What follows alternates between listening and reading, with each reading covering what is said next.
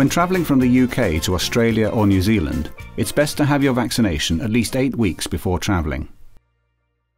This is not always possible, but in any event you should make sure that your existing vaccinations for the UK, such as polio and tetanus, are up to date. If they're not, you should arrange booster jabs. You're not required to produce a vaccine certificate when visiting Australia or New Zealand, but it does no harm to carry one with you. You are required to produce a yellow fever certificate if you arrive in Australia within 6 days of having stayed overnight or longer in an area which has a risk of yellow fever transmission.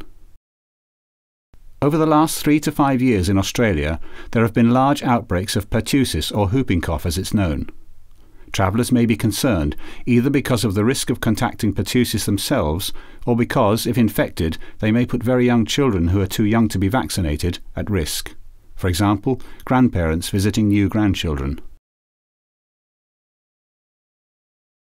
Malaria is not normally present in Australia or New Zealand unless the illness was contracted elsewhere. However, Japanese encephalitis is a risk, which is spread by mosquitoes.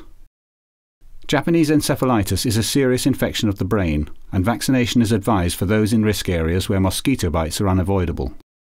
You should consider this vaccination if you're staying for more than 4 weeks or visiting rural areas. For more information, contact the West Midlands Travel Clinic.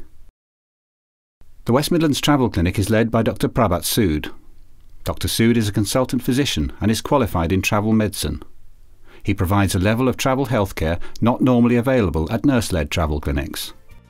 For advice on your particular situation or to book an appointment, contact the West Midlands Travel Clinic.